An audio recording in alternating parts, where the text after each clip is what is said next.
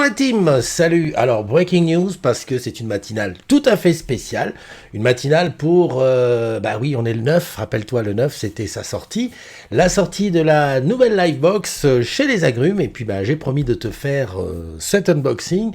Mais avant, je voudrais d'abord te parler de ma nouvelle coupe. Hein. Ceux qui me connaissent bien, ceux qui sont des habitués de tous les matins, savent que voilà, il y a quelque chose qui a changé. La nouvelle coupe et je la dois à Ashley.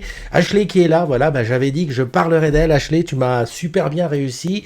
C'est vrai que je vais chez le coiffeur toutes les 5-6 semaines. Mais là, pour le coup, Ashley m'a fait quelque chose de super. Alors j'ai dit que je parlerais de toi, Ashley. Ashley, alors le salon de coiffure, c'est à Levallois-Perret dans la galerie commerciale du Sceau Ouest, le salon qui est rouge, parce qu'il y en a plusieurs, mais celui qui est rouge. Voilà, je te dirai le nom, là, ça sera affiché dedans. Voilà, l'affaire est faite, je te fais de gros bisous, merci, et puis à très très bientôt pour une autre coupe.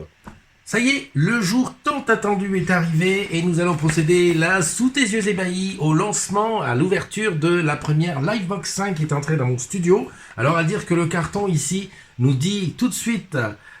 Orange contribue à réduire l'impact environnemental de ces nouvelles Livebox. On est totalement RSE. Voilà, donc je suis tout ému de la voir. Allons-y, je l'ouvre.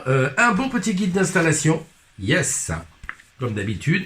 L'objet, donc la Livebox, voilà, qui est ici, comme on l'a vu sur les réseaux sociaux. Hein, elle paraît beaucoup plus légère que la 4.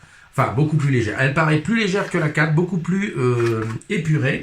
Dans la boîte, alors, et bien évidemment, on a le bloc d'alimentation et un câble Ethernet, un câble optique et un autre câble qui est un câble, une carte Wi-Fi. Alors, on revient ici sur la box, qu'on voit sur la caméra du dessus.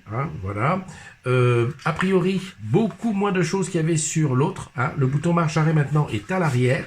Il est ici, bouton marche-arrêt. Le câble d'alimentation ici, le reset. La nouveauté, c'est la fameuse prise fibre qui est ici maintenant. C'est-à-dire que la fibre, on la rentre directement là, plus d'ONT. Un module USB, le reset ici.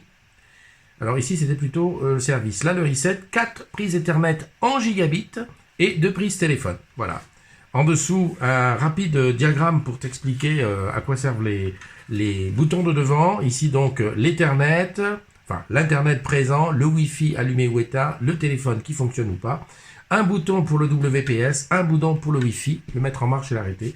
Voilà, on a fait le tour de la Livebox.